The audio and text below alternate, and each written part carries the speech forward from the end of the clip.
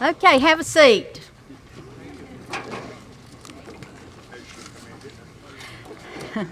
Good morning. This has been a long time coming. Welcome to Brunswick County Charters of Freedom dedication. Thank you for coming to this historic site for Brunswick County. It all started back in 2015 or 16 when the county commissioners attended a North Carolina Association of County Commissioners convention. And at the conference, several of us went by the Foundation Forward booth and picked up the packages and come back and had a meeting and discovered we were all on the same track. And from then, we moved forward to putting these charters of settings at our county courthouse.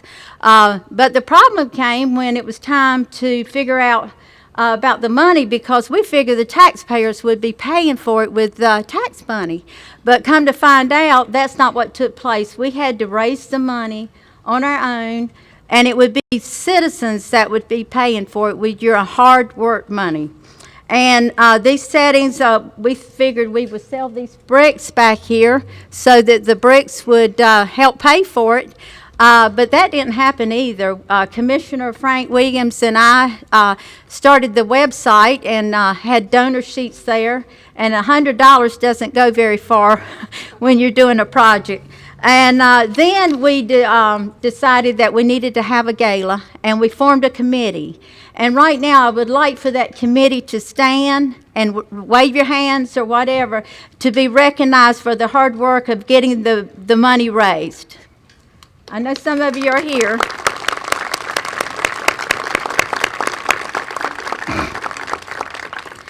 We thought this would be great for the county, and we moved forward with this endeavor. And I would like to thank Vance and Mary Jo Patterson of Foundation Forward and the Brunswick County Commissioners for their vision of bringing the Charters of Freedom to Brunswick County.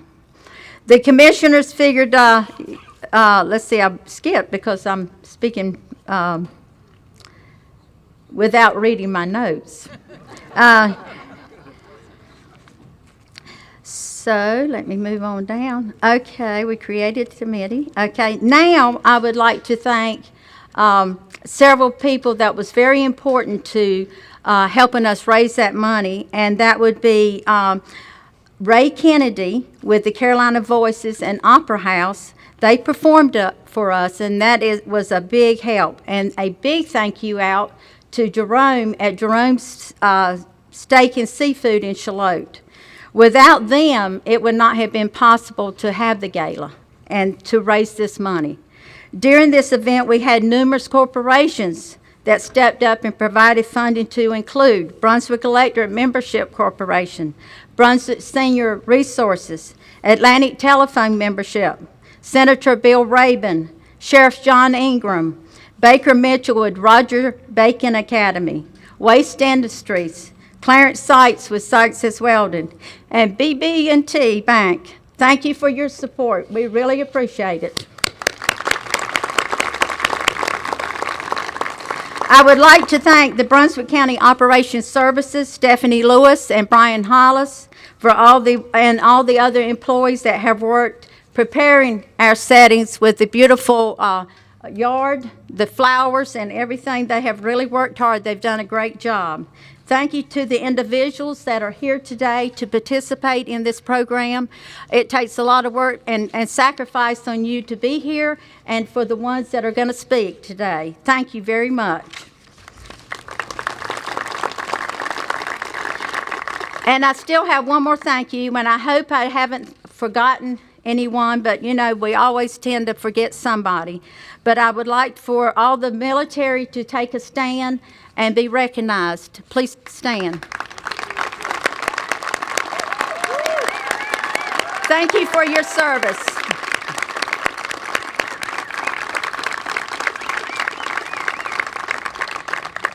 I'm encouraging you to read and fully understand these documents. While we have much to love and to be thankful for being able to call America home, our nation is drifting rapidly from its biblical foundations. America was founded upon the biblical principles of Judeo-Christianity. Patrick Henry said it best. It cannot be emphasized too clearly or too often that this nation was founded not on religionists, but by Christians, not on religion, but on the gospel of Jesus Christ. Our freedom is to serve God and to promote the gospel in our land. Our founding fathers knew the power and purpose of prayer. From our nation's beginning through times of war and tragedy, we have been called to pray. 2 Chronicles 7:14 instructs us, if my people who are called by my name will humble themselves and pray and seek my face and turn from their wicked ways, then I will hear from heaven and I will forgive their sin and heal their land. Within the God-given wisdom of our founding documents, we have been granted clear and certain processes by bringing about change concerning things that we perceive as wrong for our land. From the local municipalities to the halls of Congress and the White House, embedded in the laws and in governmental purposes of America are pathways for change. But first, these documents must be learned and understood before they can be properly applied. As a result of these documents, we won our independence from the British and became a free people. But my hope and prayer are that these settings will enable a rising generation to understand of our founding fathers. Today we have several speakers that will speak about these documents and how they relate to them. So at this time I will ask Judge Ashley Gore to come and give our invocation.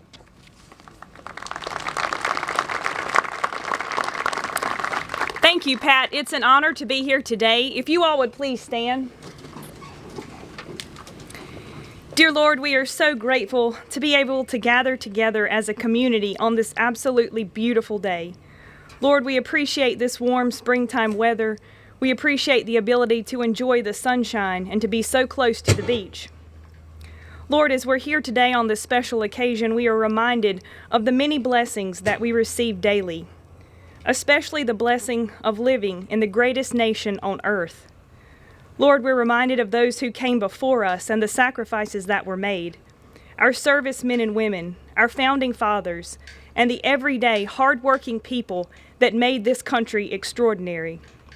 Lord, we're appreciative for their foresight and their leadership, and we just ask a continued blessing on this great nation, on our state, and this community. May we never take our blessings and our freedoms for granted, because we know that they are not free. Lord, may we always give you the glory, honor, and praise. Please bless this ceremony and those that are here today to participate. Lord, may everything that is said and done here be pleasing to you. In your name we pray. Amen. Amen.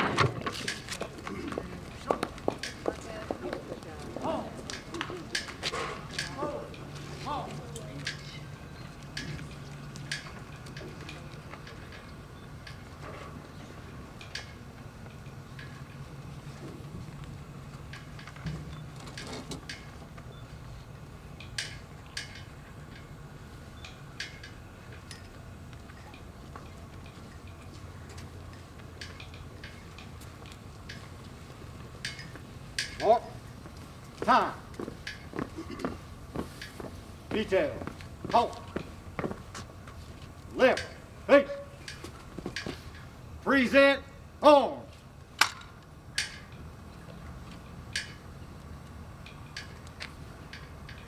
Please rise and join me in the Pledge of Allegiance. I pledge allegiance to the flag of the United States of America and to the republic for which it stands, one nation, under God, indivisible, with liberty and justice for all.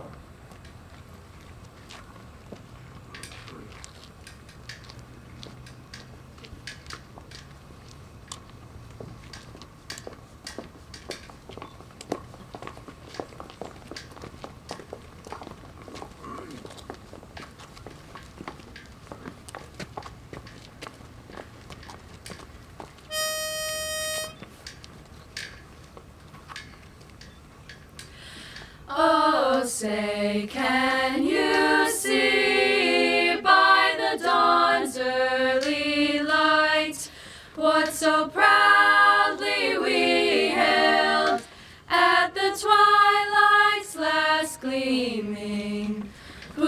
broad stripes and bright stars through the perilous fight. O'er the ramparts we watched were so gallantly streaming, and the rockets' red glare, the bombs bursting in air, gave proof through the night that our flag was still there.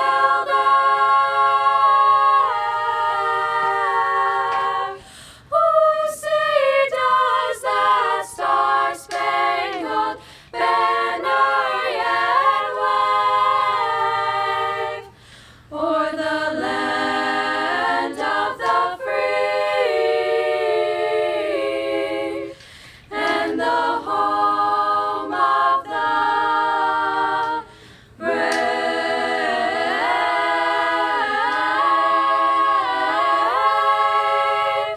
the brave.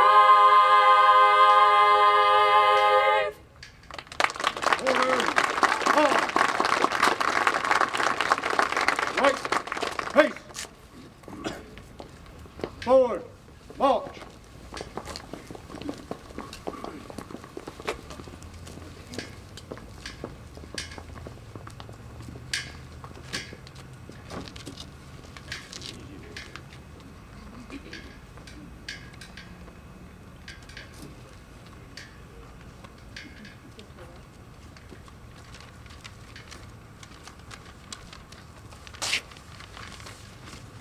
You can have a seat. Thank you.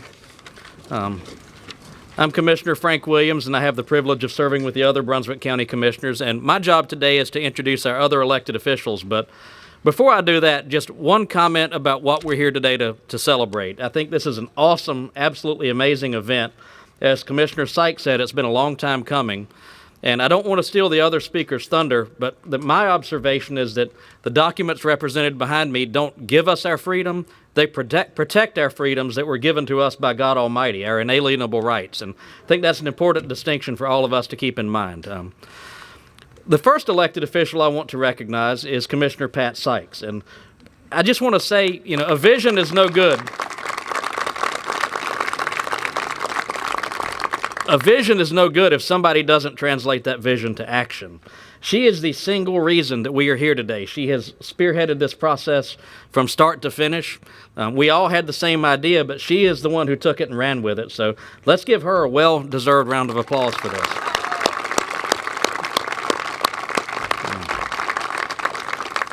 Also like to recognize one of our keynote speakers, the Honorable Lieutenant Governor Mark Robinson, who you'll hear from in a little bit. The other members of the Brunswick County Board of Commissioners, we have Chairman Randy Thompson, Vice Chairman Mike Forte, and Commissioner Marty Cook. We also have an out-of-town commissioner who drove all the way from another part of the state to celebrate this because she is friends with Commissioner Sykes and knows how much work has gone into this. The chairman of the Bertie County Board of Commissioners, Tammy Lee. And for those of you who are not from North Carolina, I want you to go home and Google where Bertie County is because I bet you don't know. Are there any other county commissioners from other counties that may be here that I'm not aware of? Seeing none, I'll move on to our judges. We have Superior Court Judge Jason Disbrow, District Court Judge Pauline Hankins, District Court Judge Ashley Gore, who you've already heard from, and District Court Judge Scott Ussery. I saw him earlier, but way back over here. Any other current judges that are here that I've missed? If not, we have a few other countywide elected officials. We have our Clerk of Court, Jim McCallum, Sheriff John Ingram. Where's the sheriff? Hiding back over here as well. Register of Deeds, Brenda Clemens. I saw Brenda a moment ago. And District Attorney John David. Other than the school board, are there any other countywide elected officials that I've missed? Seeing none, we do have two of our legislators here. We have Representative Charlie Miller. Where is Representative Miller? Right over here. And seated with him is Representative Frank Eiler. Senator Bill Rabin could not be here today, but he has been a major supporter of this project financially, and so we appreciate his support and wish he could be here with us. From the Brunswick County Board of Education, I saw Robin Moffitt. Where is Robin?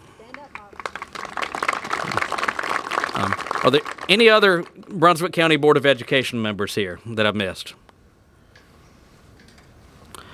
We'll move on to municipal officials. We have Charlotte Mayor Walt Eckerd, who's on the front row here. And with 19 towns in this county, there's an extremely high probability we have a municipal official here I don't know. So are there any other municipal officials in the audience at this point? Seeing none, we do have a couple of representatives of people in our federal delegation. Chance Lambeth is here. Where is Chance? He's representing Congressman Rouser. And Adam Caldwell representing Senator Tillis. And that concludes the recognition of elected officials, and I believe Commissioner Marty Cook will come up and begin to introduce our speakers. Thank you all for being here.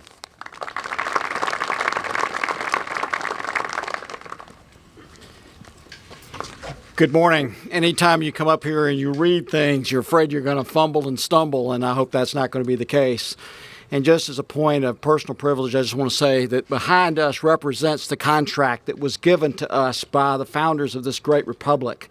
And these are etched in stone. They are guarantees. They may be adapted, they may be changed with addendum, but they were put there for a permanent perspective, just as established as they are in the concrete and the granite that we have behind us. This morning, we are very honored to have the Honorable Lieutenant Governor of North Carolina, a great man, our Lieutenant Governor Mark Robinson.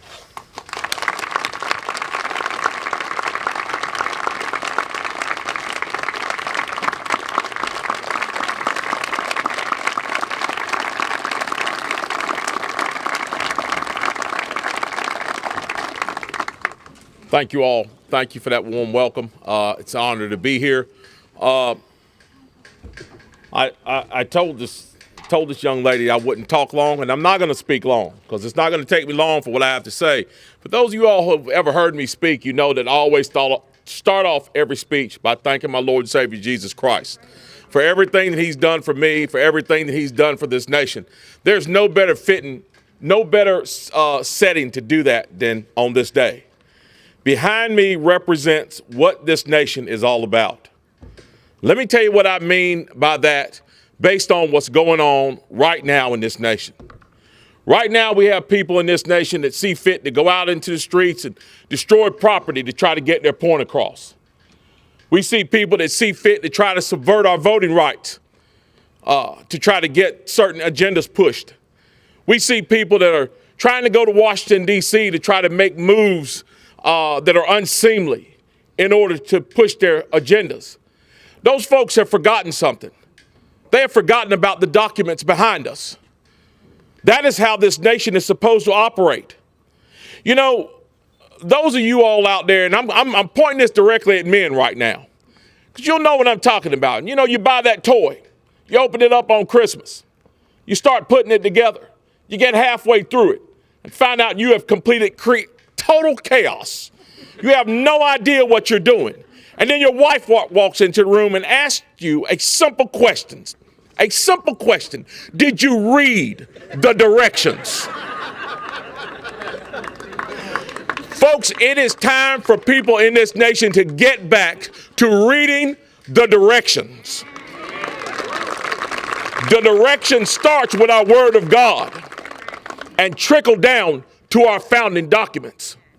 You know, people like to say, some folks like to say this is not a Christian nation anymore.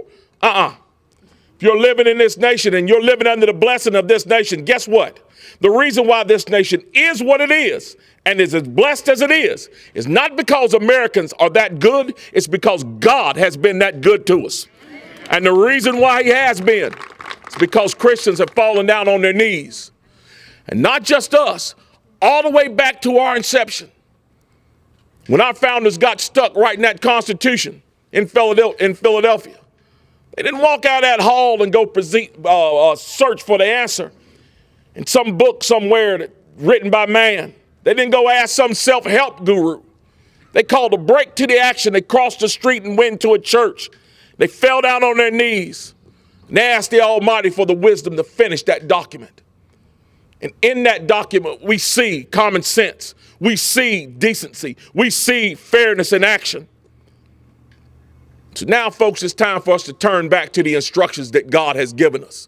He gave us his word, and his word gave us our Constitution and our founding documents. It's time for us to return to those things. It's time for us to help young people to understand the reason why you have your freedom is because God gave you your freedom.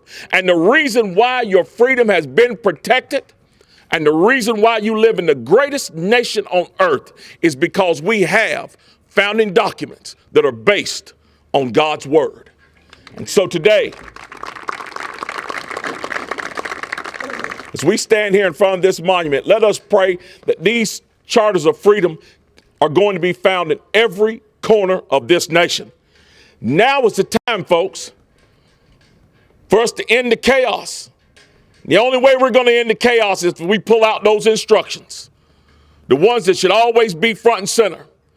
Use those instructions to continue our freedom. You know, I was just asked over there, why am I here? That's the reason why I'm here, folks. It's the reason why I'm here. Because we need to pass on to our future generations the same thing the founders passed on to us. And what was that? A nation that can continue to perfect itself. I can't understand for the life of me why people are complaining about this nation. I can't understand it. I don't see massive amounts of people on our border going the other way. I don't see massive amounts of people at the ports clamoring on the ships to leave. I see people coming here. And why are they coming here? Because this is the last bastion left on earth where freedom is paramount. Where freedom and equality is paramount. And here's the thing, it always has been.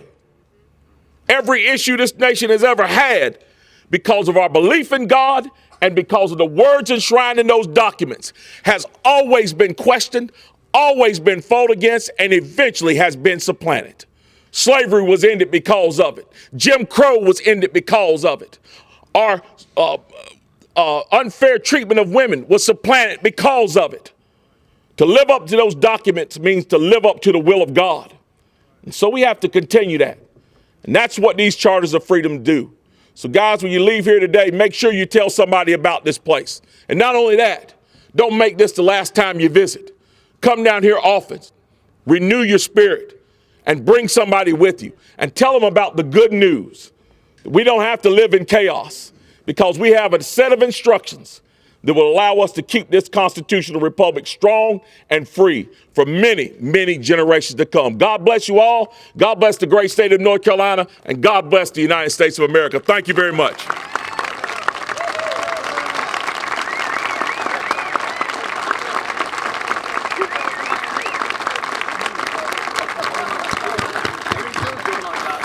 We are honored. We are honored to have such a great man serving as our Lieutenant Governor. Please give it up again for our great Lieutenant Governor.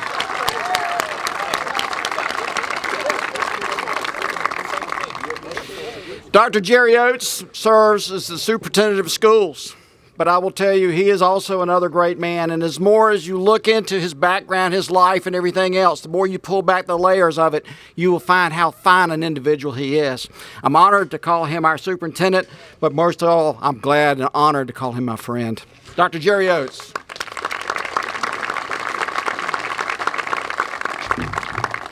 Good morning, everyone. I grew up in church, and I was taught that when the sermon is given, you simply send the collection plates around. The sermon has been given, and my friends over here, they were kind of pitying me for having to follow the pastor. But in all seriousness, Lieutenant Governor Robertson, I will say that is not the first time I've heard you speak, and every time I hear you speak, I'm more inspired to do what it is we do every day. As we gathered here on this momentous occasion, I can't help but reminisce back to the days of when I was teaching history, teaching U.S. history, as a matter of fact, and some of the civics classes that I taught. Teaching students about the documents that are being placed here today was always a time that I look forward to. I would always tell them that these documents are the documents that distinguish us and put us head and shoulders above the rest of the world. I can remember reading them, the phrases that I'm sure many of us here are familiar with. Phrases such as, "We hold these truths to be self-evident, that all men are created equal, and we the people of the United States, in order to form a more perfect union." Phrases such as those. I made sure that they were familiar with and understand the background and meaning behind those phrases and those documents. These documents are the bedrock of our country, our state, and our county. Having these charters of freedom placed here on these honorable grounds where these words are upheld each day makes me proud to be a citizen of these United States, but especially Brunswick County. Our students, our school students now have access to closely and tangibly examine these documents for themselves, in addition to being part of their curriculum. As an old history teacher, I cannot help but rely and fall back on these documents, not only in my work as superintendent, but my life as a person and a citizen of these United States. So I just like to simply say that I am grateful for the foresight of the commissioners here in Brunswick County, and especially Ms. Pat Sykes for leading this initiative to have our country's founding documents on full display. And I will definitely make it my business to ensure that our students of Brunswick County come to this place to see the documents that guide their lives. Thank you so much.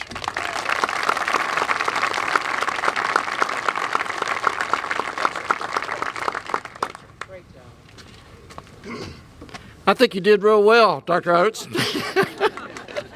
A man who probably needs no introduction, but you probably hear him more than you see him, is Mr. Chad Adams, who's going to be speaking regarding the Brunswick County Charter Schools. Mr. Adams.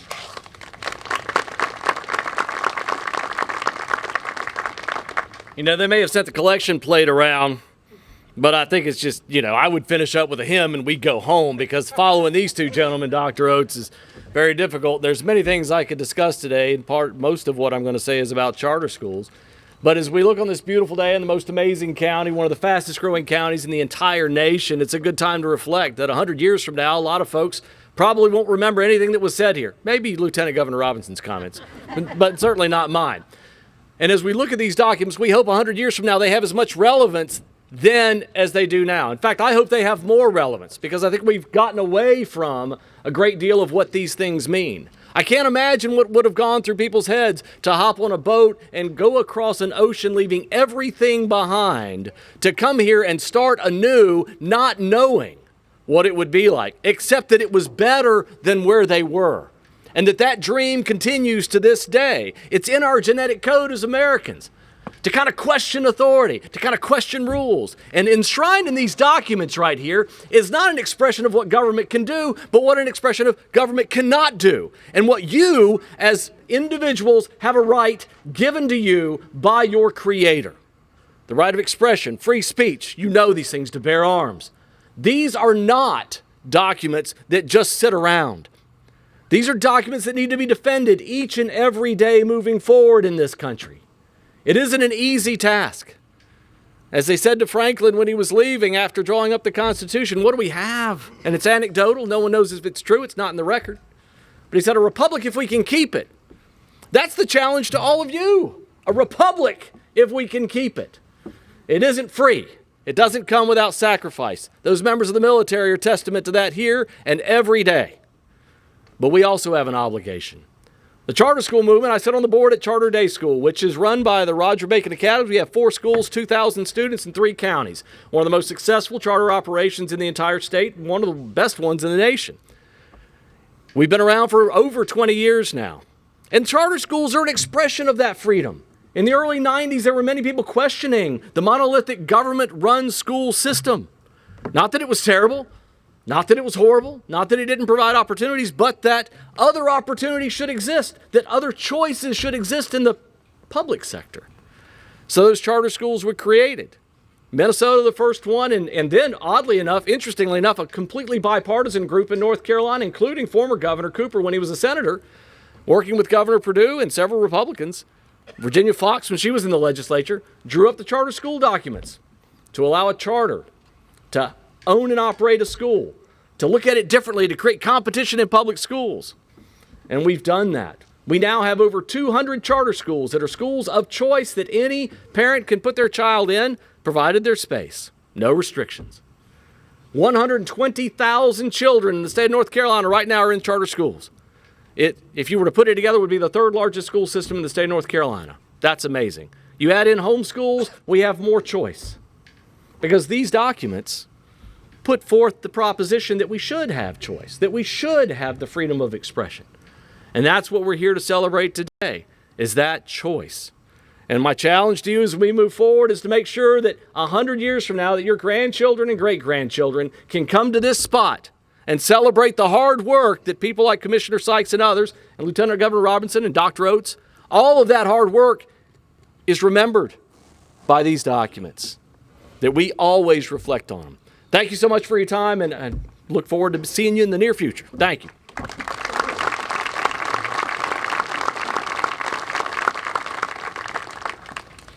I'm impressed by the people that come up here and speak because you're speaking from the heart. They're not reading from a script, and I'm just amazed at what people are able to say. But, you know, if you've ever served in public office, it's kind of like getting married. You don't know what it's like until you get there, and it's entirely different.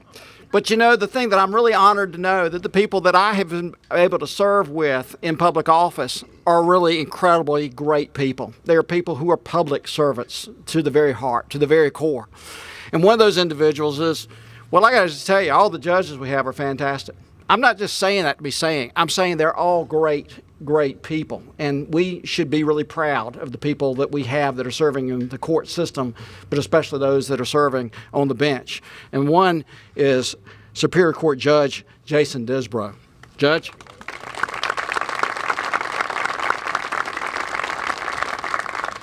As I bring up my written speech.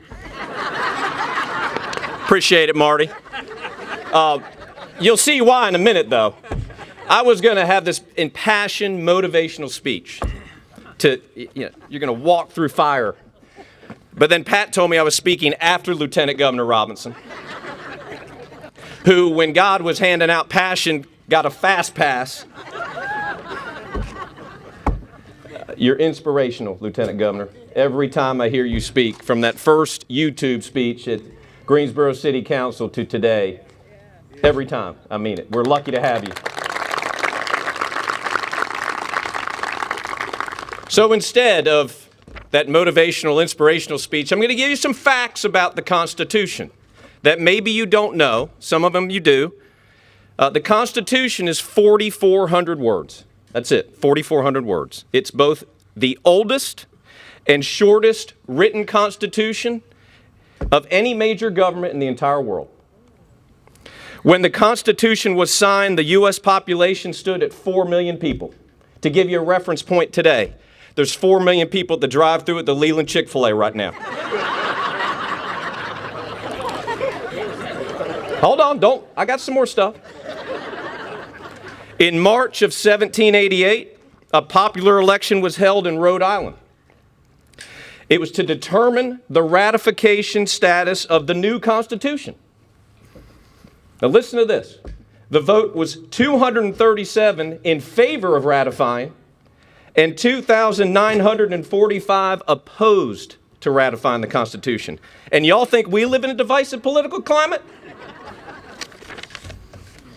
There was a proposal at the Constitutional Convention to limit the standing army for the United States at 5,000 men. And George Washington, I love his sarcastic humor because I'm a little sarcastic if you don't know me. Washington sarcastically agreed with this proposal as long as there was a stipulation added to the Constitution that said no invading army can have more than 3,000 men. These are all true, I'm telling you. Benjamin Franklin, this is an interesting fact. Benjamin Franklin made a suggestion at the Constitutional Convention that the session be opened with a prayer. The delegates refused to accept the motion, stating that there was not enough money to hire a chaplain. Now, I'm a fiscal conservative, but I'm not dying on that mountain. Our nation was founded and formed based on the concepts of freedom, equality, and justice. Phrases like due process, equal rights, life, and liberty, those are the very phrases that continue to define us as American citizens.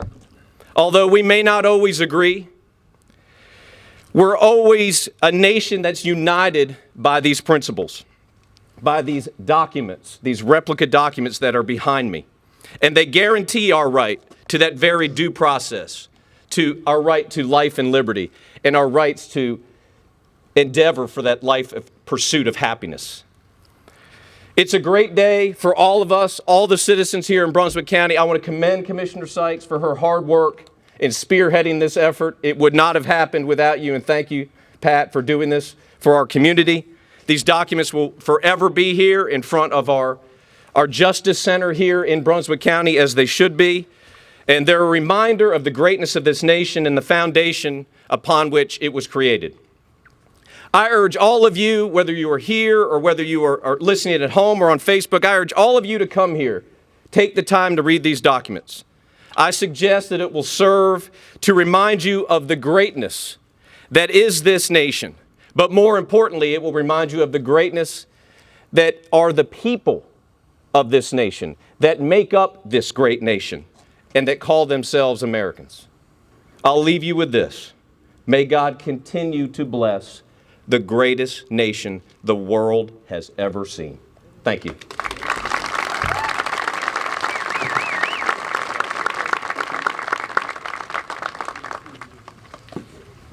It's been stated that our country is great because of peace through strength. The military is what really is that enforcement perspective behind the scenes. It's as benign as a fire ant's nest. Those that are not initiated, when they step on it, they find a sudden and robust response. And that is the same thing we have with our United States military, which is truly the finest in the world. You can see that from Normandy, and you can see it from all these different military encounters that we've had. We have an incredible military. Today we have, and I always am worried about ruining your name, sir, so forgive me for that, but Colonel Joseph Callisto is the JROTC head at West Brunswick. And not only does he represent the military today, but he also instills incredible things upon our youth. So without any further ado, Colonel. Thanks,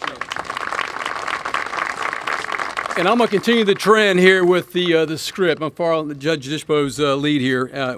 Job well done, sir. And thank you, sir, for raising the bar so high being here today. I know you're a very busy man, but you being here today speaks volumes about the efforts here. And Pat, thank you. Okay, I can tell you're extremely passionate about this, and as this unfolds, I'm glad to be a part of it.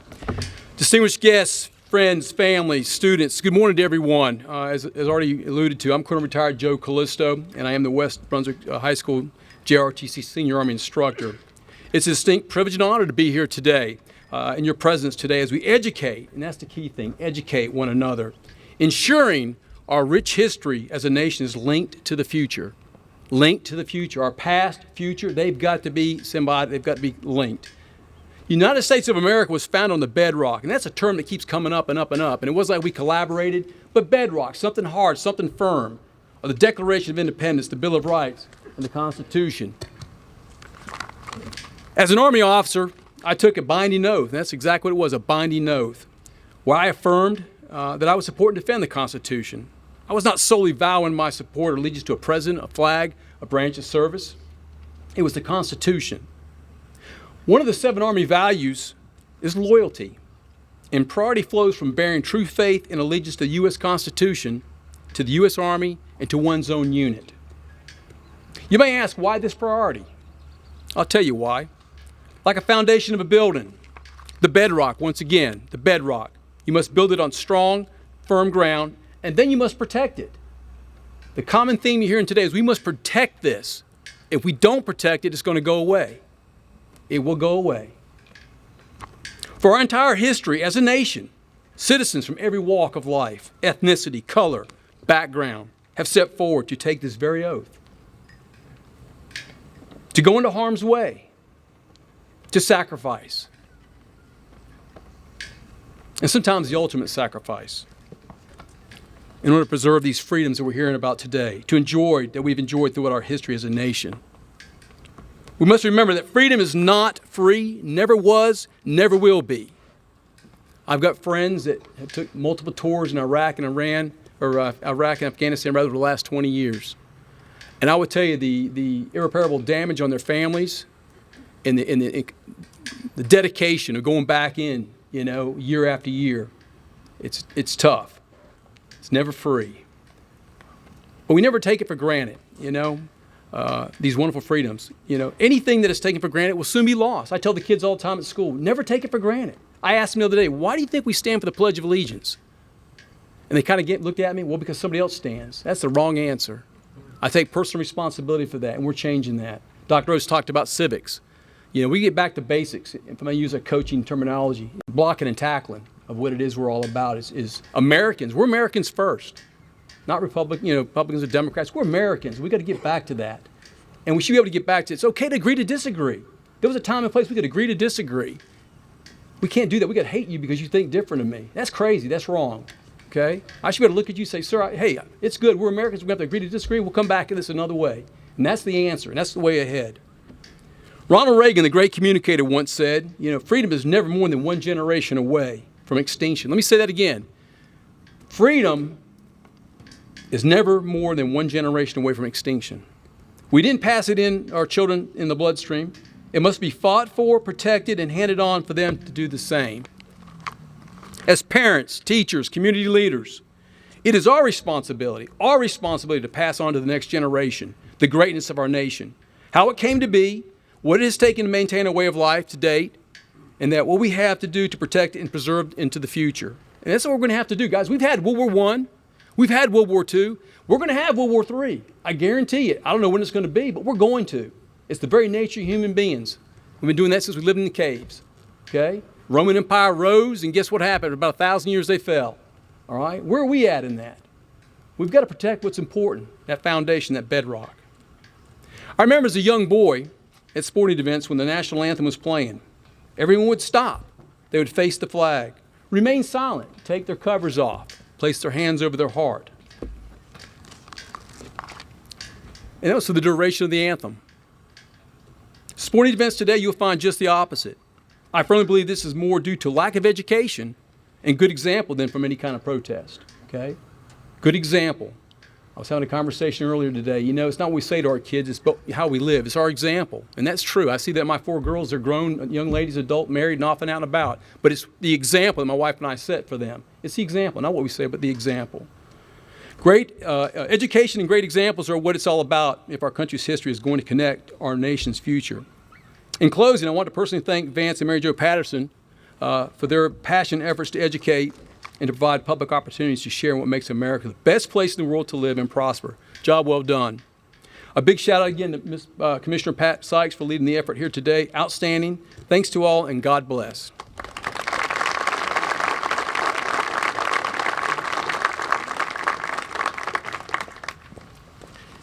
Growing up, I had 2 films I always liked. One actually scared the fool out of me. It was The Wizard of Oz. I don't know if y'all ever saw that, but it came on and we had to sit in front of the thing, and the monkeys and all that scared the fool out of me when I was a kid.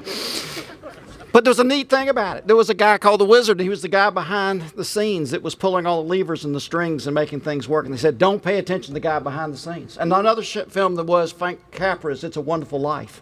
In Wonderful Life, George Bailey thought he was a failure in life, but he was the guy who was actually the guy behind the scenes that made so much of a difference in his community. But we have one such individual today here with us, and that is Mr. Jim Fish. Jim Fish heads the Brunswick Senior Resources, which was originally a department here with the county, but about 18 years ago, we broke it out. Yeah, we broke it out to be a separate entity. And we have 5 of them, and we also have satellite centers. And they do an amazing job when you start looking into it. And Jim's one of these guys, he's kind of like the wizard. Don't pay attention to the guy behind the scenes. And he's also like George Bailey. He's one of these guys in the background that's really making a difference, but he doesn't really bring attention to himself. But he's one of the guys, without him, we'd be at such a great loss. Well, ladies and gentlemen, please give it up for Mr. Jim Fish.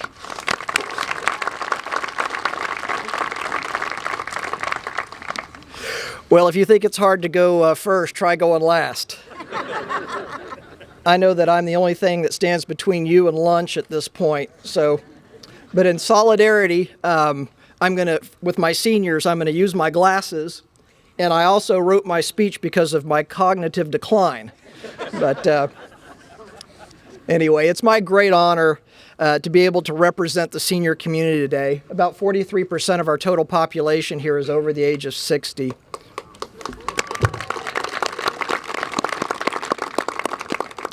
And within that community, that includes the remnants of the World War II generation. I don't know if any of them happen to be here. They're well into their 90s at this point, but God bless you if you're still here. And of course, our prominent and current retirement generation of baby boomers. Don't worry, I won't call you seniors, okay? I want to start by saying, just like everybody else here, we just absolutely live in a great community. And it's not perfect, we know that, but it is our home. And seeing the culmination of so many efforts before us is just one more reason I'm so proud of where we live. Monuments like the ones that we have here today, of course, just don't appear. And I'm humbled by the work of donors, county staff, and the benevolent and service organization that reached out year after year to work, to raise funds, to volunteer their time and talents to make a day like today possible. Of course, many of those volunteers of these organizations are retirees, and over half of them are transplants for other areas. So we're grateful that you're here, and we're grateful for the contributions that you're making. As a Generation Xer, and someone who's raising my children in this wonderful county, I wish to say thank you to your generation from mine. To our commissioners, collaboration like this can only happen when we have leaders who care about us and all our future generations. All these things that we're doing today and that we're seeing today, they give us roots.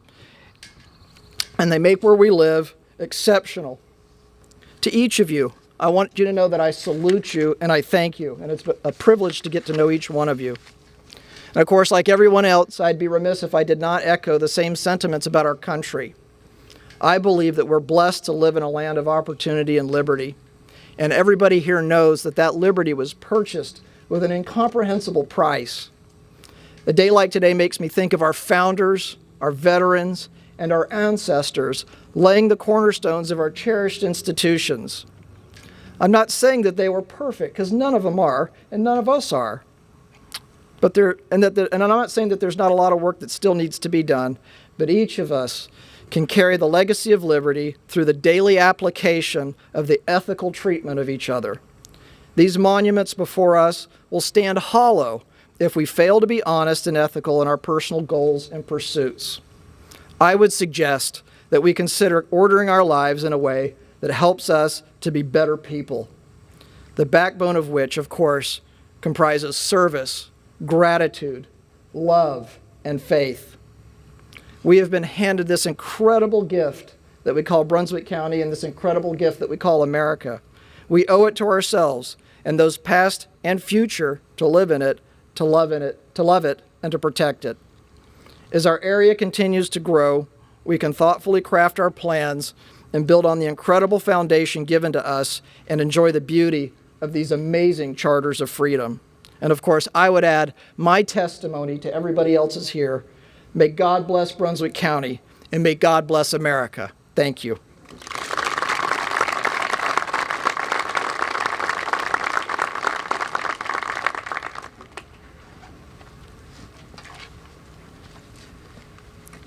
Good morning. Thank you to all of our wonderful speakers today. Let's give another round of applause, please.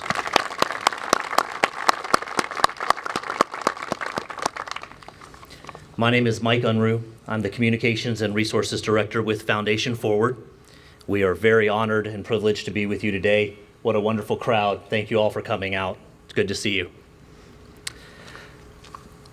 Earlier, Pat mentioned some of our sponsors, but I would like to just go over that list again, as well as a few others that we've had come in. Our platinum level sponsors for this project that helped to make it happen and make today a reality. Thank you to Brunswick Electric, Brunswick Senior Resource Center, ATMC. Our silver level sponsors, Brunswick County Farm Bureau, John Ingram, Baker Mitchell, Norma Yanez, Pat and Clarence Sykes, Senator Bill Rabin. And our bronze level sponsors, Randy and Sharon Thompson, BB&T, Mike Forte, Kent and Debbie Wood, Jim and Courtney Devlin, Star Hill Properties, and James Hennessy. Please give a round of applause to all of our sponsors.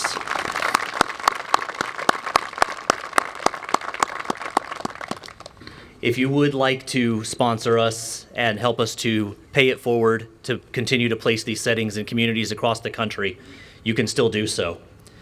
As you see, we have a field of honor back here that has engraved pavers. Those can be purchased for a minimum of $100 donation. There are different sizes and types.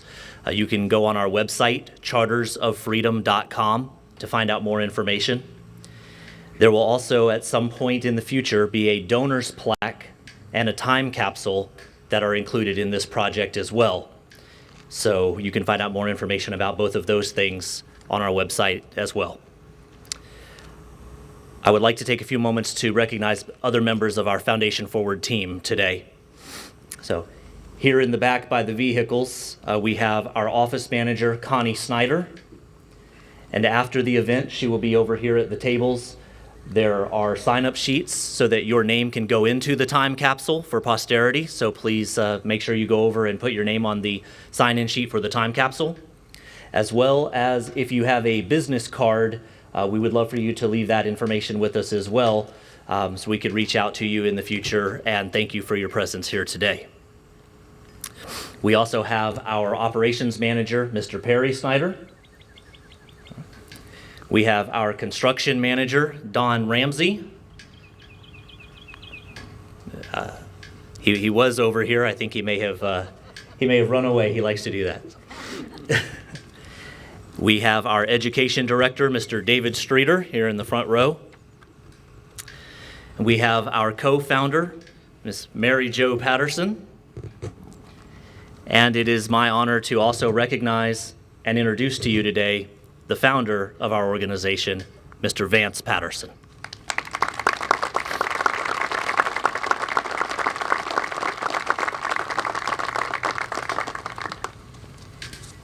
Well, first of all, y'all set a pretty high bar for a short guy when it comes to speakers. I've got two things written down in my notes. First one is a picture of my wife, Mary Jo, so I remember to smile. And second, the name Rick Perry. In case I forget what I'm going to say, everybody remembers the Rick Perry moment during that one campaign. So that was a blessing to all speakers.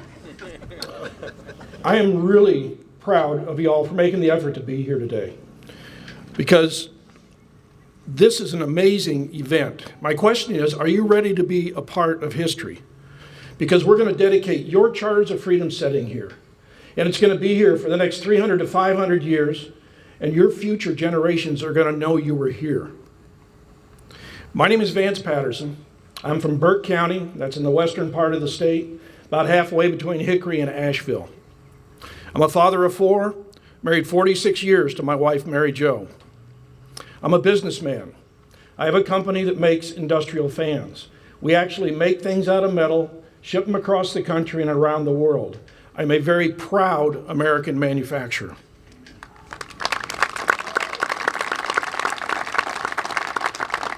I'm going to tell you a little about the inspiration behind the foundation that made this possible. I'm going to tell you a little about your setting here, and then I'm going to leave you with a challenge to take with you. About 9 years ago, Mary Jo and I were up in Washington, D.C. We decided to go over to the National Archives because we'd never seen the Declaration of Independence and the United States Constitution. Well, we found ourselves wandering down these hallways looking at different displays, And then it opened up into this large room. We walked through these big bronze gates into this rotunda, and there were the founding documents on the other side. They're in chronological order. Declaration of Independence on the left, 4 pages of the Constitution in the middle, and the Bill of Rights on the right. This is when we learned that these are known as the Charters of Freedom. Now, one of the things I liked was once you got in the rotunda, there were no lines. You just wander around looking at different exhibits. And when you get a chance, you step up and look at the founding documents. And I'll never forget the first time I saw the Declaration of Independence, something our founding fathers had actually penned. And then I looked down and saw their signatures. Thomas Jefferson, Benjamin Franklin, John Adams, Rutledge, Wilson, and the others. I just got goosebumps. And then when we moved over and saw the first page of the United States Constitution, and those 3 words, "We the people," I actually got a lump in my throat. I looked over and Mary Jo's wiping tears out of her eyes. It was really an emotional experience for us. Well, the following year, back in Burke County, got to thinking about that experience, and the thought came to me, what if we could duplicate that experience and bring it back to the citizens of Burke County? So I went in and I told Mary Jo about it, and she liked the idea. So we started working on a project, and it turned out to be an education project. And the scope was to design and build a replica of the Charters of Freedom as exhibited in the National Archives. To put that in a central location in Burke County, it had to have high visibility, high foot traffic, and easy access for school children and veterans. Well, it took over 2 years to get it done.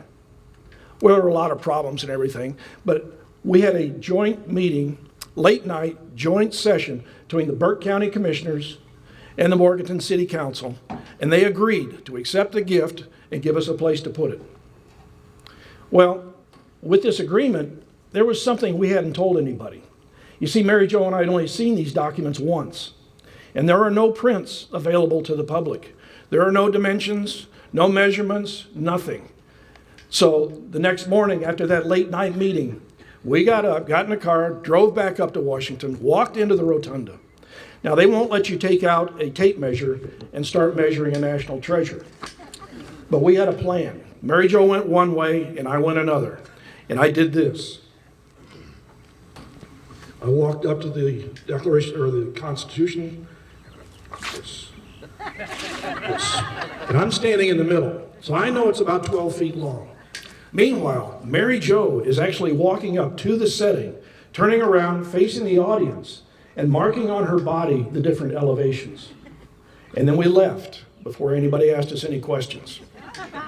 So I tell people, while you're sitting here, may not be exactly what's up in Washington, D.C. Keep in mind it's based on 2 paces of a short guy and 3 marks on my wife's body.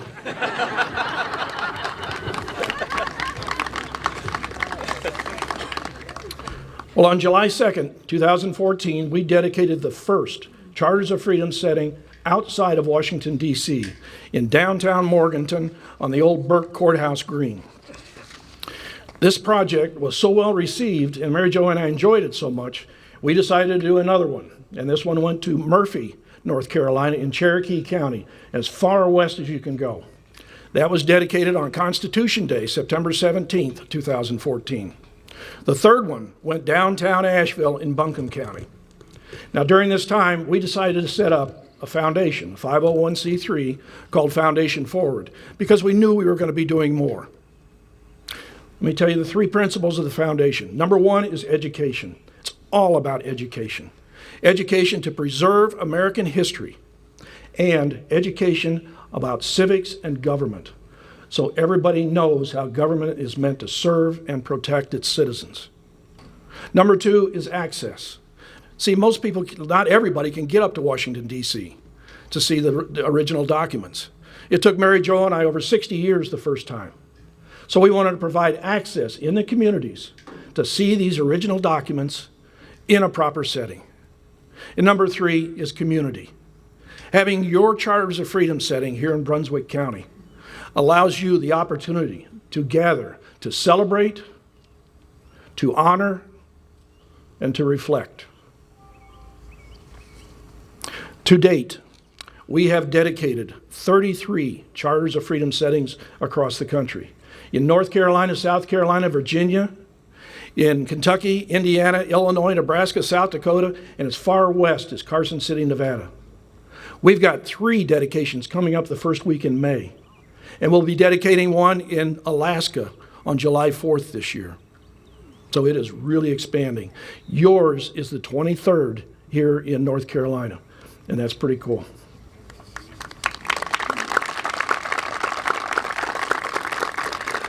Let me just briefly tell you a little about your setting here. One of the things I learned growing up was if you want a monument or a setting to last, you put more underground than above ground. This is not a tip-over monument. Your foundation goes down 3.5 feet. It is solid, reinforced poured concrete, coming up into a solid core. Just the foundation and the core of that centerpiece weighs over 38,000 pounds, over 19 tons. It's then surrounded by 4 inches of brick and mortar. There are 6 documents displayed here. They are all life-size, which means the Declaration of Independence is a little bit larger than the other documents. Each is on 1/4-inch etched bronze and weighs over 60 pounds. We changed the writing style a little bit so you could read it, because our founders had some pretty crazy-looking letters back then. But the signatures are copies of the original. There's a medallion on the front, which is very special. We commissioned some artists across the country to come up with this design. The eagle represents the Declaration of Independence, proud, bold, defiant. There are 7 stars above the eagle, which represent the 7 articles of the U.S. Constitution. And the 10 stars under the eagle represent the first 10 amendments, your Bill of Rights. Now, people ask us why we're doing this. And we tell them, yes, it's very expensive, but it's more important than money. We believe it gives us a direct link to our founding fathers by helping to preserve what it is they gave this country, a government to serve and protect its citizens. Federal, state, and local serve and protect. From the beginning, this has been about education. We learned that we had 4 founding fathers of education: Thomas Jefferson, Benjamin Franklin, John Adams, and James Madison. They believed that in order to have a free and independent country, we must understand how government works, that we cannot control what we do not understand. Thomas Jefferson in 1787 said, "Educate and inform the whole mass of the people. They are the only sure reliance for the preservation of our liberty." And James Madison, a 5-foot 4-inch virtual rock star of his era, wrote in 1822, "A people who mean to be their own governors must arm themselves with the power knowledge gives." You wouldn't believe how many people come up to us when we're building these and say, "That's it? Just 4 pages to the Constitution?" And we say, "That's it." All of our laws and our government are based on those 4 pages. You wouldn't believe how many people don't know that the first 10 amendments are our Bill of Rights. I guarantee there are people here who are learning that today. You see, education. Now, you may have noticed, I've been calling this a setting and not a monument. A monument, the definition, is a memorial to honor an event or a person. This is not a memorial.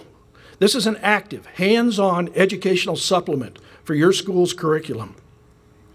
Imagine, if you will, teachers bringing their 3rd, 4th, and 5th grade classes down here to your Charters of Freedom. And while they're here, they'll learn a little about the documents, some about the founding fathers, some about government, federal, state, and local, learn about your heroes from this area. This is already happening in communities across the country that already have their own Charters of Freedom. And the kids love these field trips. These are life experiences. And often they'll go home and want to bring their parents down to show them what they did at school that day. There are 3,142 counties, boroughs, parishes, independent cities, census zones, and the District of Columbia in the United States. Our long-term goal as a foundation is to place Charters of Freedom settings in as many of those communities as possible over the next 10 years. Our short-term goal is to do all 100 counties of North Carolina and then all 46 counties of South Carolina. So people across the country are saying, what is going on in the Carolinas? Our hope is that our future generations will come from communities with their own Charters of Freedom. that they'll grow up no longer just talking about the Constitution and Bill of Rights in Washington, but they'll be talking about their Constitution and their Bill of Rights, the ones they grew up with right here in Brunswick County. All right, here's your challenge. Our founding fathers were challenged by the greatest force on the earth at their time, the British Empire. They protested, they revolted, they fought a war, won a war, and all the time setting up a government that is still in effect over 230 years later and replicated by more than 60% of the countries around the world. They met their challenge. Pat Sykes and the Brunswick County Commissioners were challenged with bringing a Charters of Freedom setting here to your community. They met their challenge. Now here's your challenge. And it actually started about 5 years ago. Mary Jo and I had just finished dedicating a setting at Hanover College in southern Indiana. And we were getting ready to leave, and I looked across the campus center, and there was a guy named Ron Wells, African-American facilities engineer, who had helped me a lot during the dedication. I said, I need to thank this guy again. So I walked over, and I walked up to Ron. I'm shaking his hand. I said, Ron, thanks again for all the help you gave me during the dedication. He said, thank you for making this contribution to our community. And I said what I usually say, you're welcome, and just make sure they use it after we're gone. And he said, Mr. Patterson, I've already done that. He said, I brought my son over last night, and we had to talk. And I said, Ron, that means more to me than anything anybody's ever said after a dedication. Way to go. So you do this. You bring your child, your grandchild, your niece, your nephew, other member of the family, or somebody from your neighborhood down here to your Charters of Freedom. And you have the talk like Ron Wells did. You tell them about their freedoms and rights and how those freedoms and rights give them an advantage over the rest of the world to pursue their passion, to chase their dreams, to accomplish their goals, and get out of life what they want to get out of life.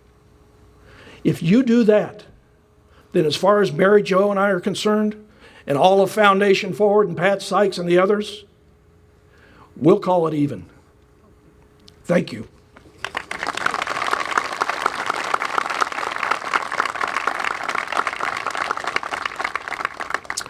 And now, if Pat Sykes and Randall Thompson and Mary Jo and the county commissioners will come up.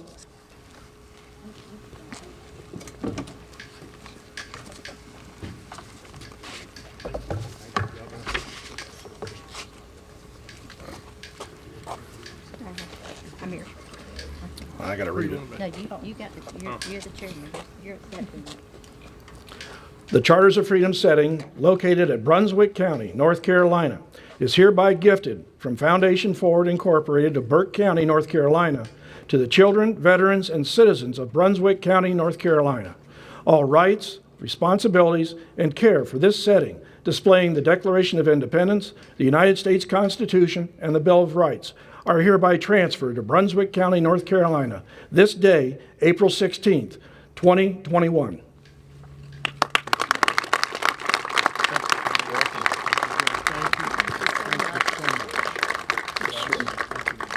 I just wanted to say something real quickly. I wanted to make sure that I thank Vance and Mary Jo, and we accept this. The commissioners, we all accept this as a huge honor, but we accept this for the people of Brunswick County. And I could not have said it better. This is for our kids. This is for our future, and we hope that all of them have an opportunity. I love what the superintendent said earlier. It's going to be something that he's going to make an initiative to ensure. And so we're very proud of Brunswick County. We're very proud that you came out today, and we're also very proud to accept this on behalf of the people of Brunswick County. So thank you. Thank you.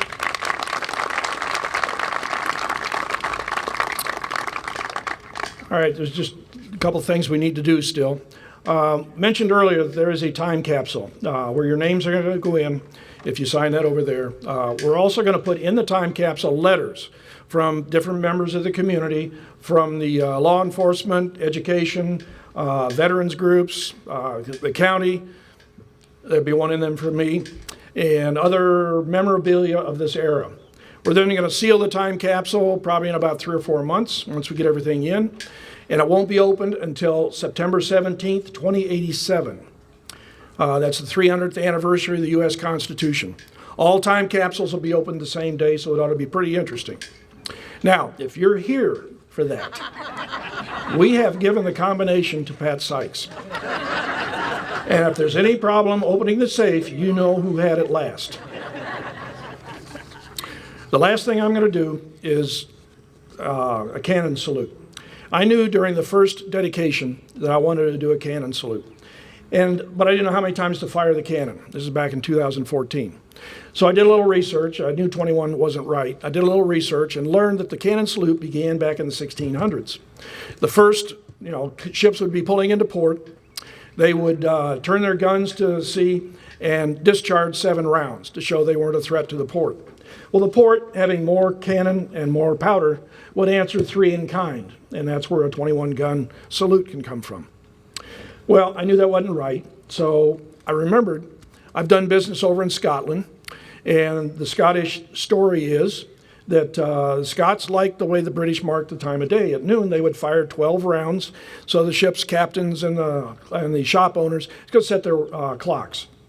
Well, the Scottish, being Scottish, and I have a Scottish heritage, reasoned why fire 12 rounds at noon when you could wait 1 hour and save 11 rounds. So every day there's a howitzer up in the old fort in Edinburgh that goes off at 1 o'clock. So I figured my number was somewhere between 1 and 21. And I decided on 7, partly because of history, but also there are 7 rounds or 7 articles of the U.S. Constitution. So we will be firing 1 round for each article of the Constitution. And if you'll give me just a second here, I got to set my drummer up. Are you ready?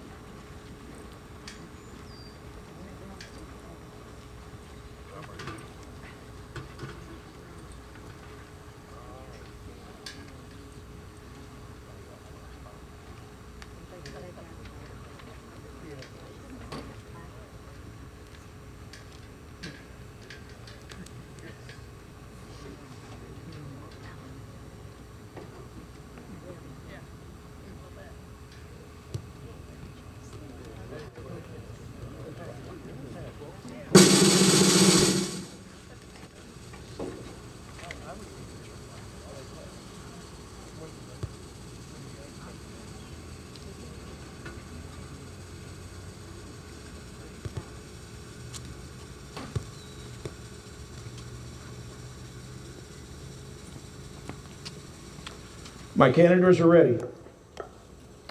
I have a drum roll, please.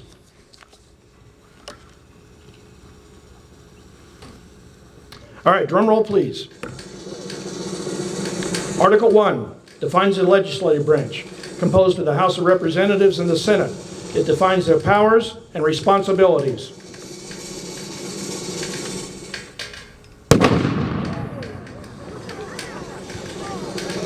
Article 2 defines the executive branch, the qualifications for president and vice president, their powers, responsibilities, and means of removal from office.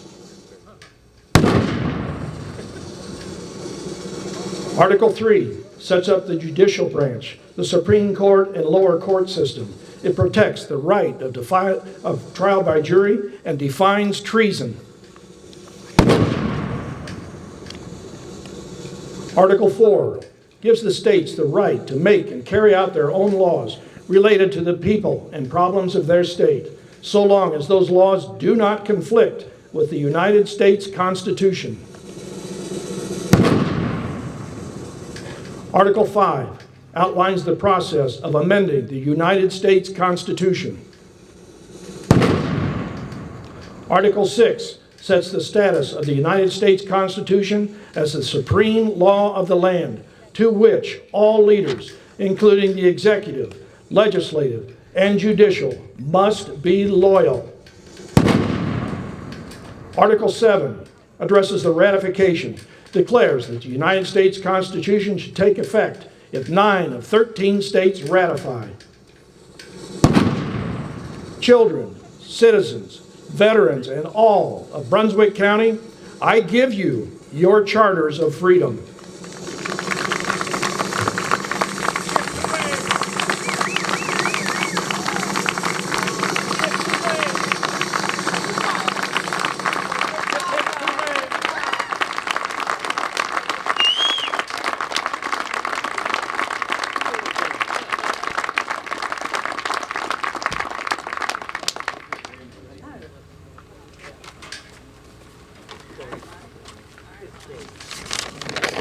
Mr. Patterson, do all of the county commissioners get to keep one of those cannons?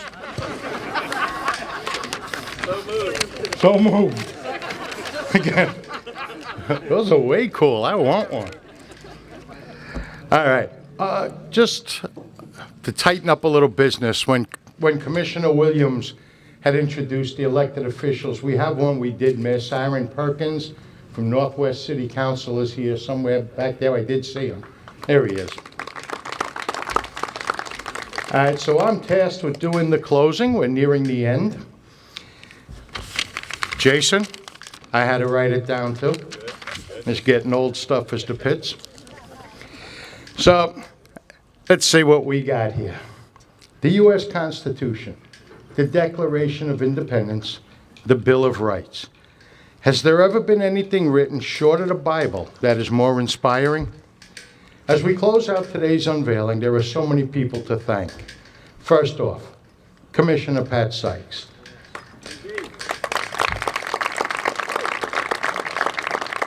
She took on this project and put in hundreds of hours because she believed in it.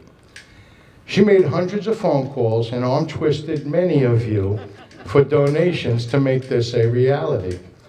Thank you, Pat, for all your hard work and your dedication. I know he just left, but Lieutenant Governor Mark Robinson, attaboy, great job. To all of you that donated your dollars to bring this to fruition, thank you. It was your dollars that made this possible, along with the amazing Foundation Forward group. To all of our invited guests, thank you for taking time out of your busy day to join us. Particularly you judges, I think you got a little bit of work to do behind us here. To the contractors that have worked for months to complete what you see here today, thank you. To all that have participated and been a part of today's ceremony, thank you. These documents will stand here for decades in front of this new courthouse to inspire each of us and remind us of our precious rights and freedoms. They will inspire and teach our future generations of students, scouts, immigrants, and our veterans that fought for these freedoms and rights. And as a study in history of this great nation and what our founding fathers hoped to create at the birth of this nation. I see class trips, scout trips, veterans groups, history buffs coming here in the future to view these spectacular documents, and also grandparents like myself who will be bringing grandchildren here to teach them our history. What a great vision that is to me personally. Lastly, I want to thank each of you for coming out today to be a part of this historic day here in Brunswick County. I pray these documents inspire and teach us all to be better Americans and protect what we have here. I also want to remind you, make sure you go over, sign the clipboard, put your name on the sheet so we can put it in the time capsule. So please travel safely and continue to view this setting, not memorial, for years to come. Thank you all. We have one more thing for you.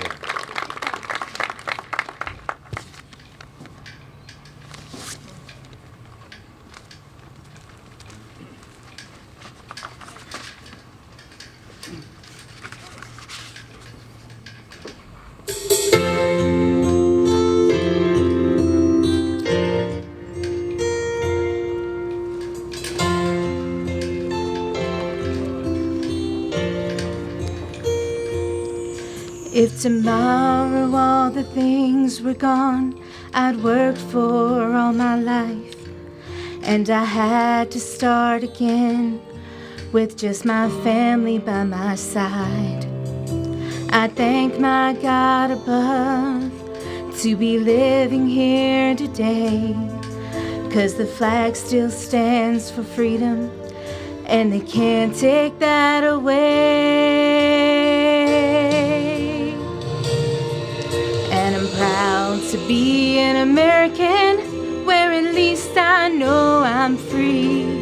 And I won't forget the men who died, who gave that right to me. And I gladly stand up next to you and defend her still today. 'Cause there ain't no doubt I love this land. God bless the USA.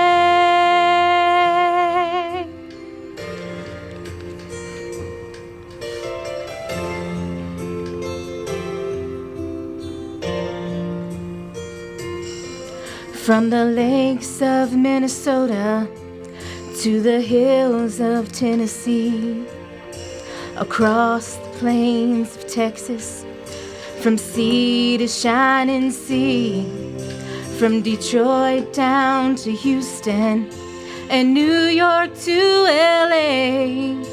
There's pride in every American heart, and it's time we stand and say that I'm proud to be an American, where at least I know I'm free. And I won't forget the men who died, who gave that right to me. And I gladly stand up next to you and defend her still today. 'Cause there ain't no doubt I love this land.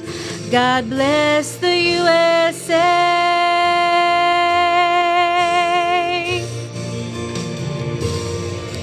And I'm proud to be an American, where at least I know I'm free. And I won't forget the men who died, who gave that right to me. And I gladly stand up next to you and defend her still today. 'Cause there ain't no doubt I love this land. God bless the USA.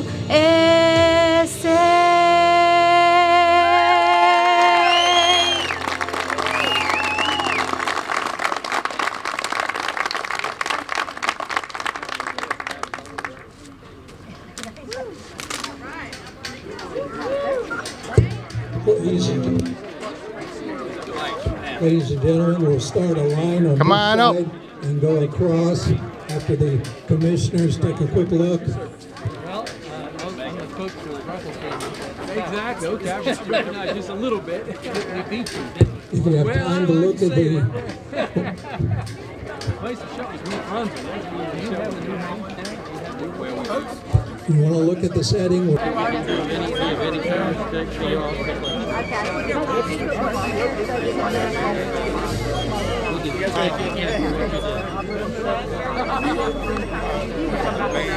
know. My knees were back there knocking too. I'm like, oh no.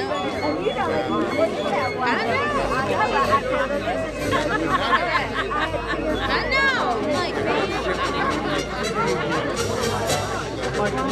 that makes it hard to breathe. That's hard to breathe. I got it. Oh yeah. Am I what?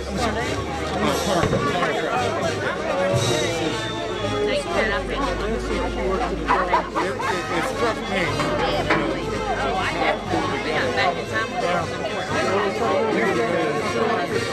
This time,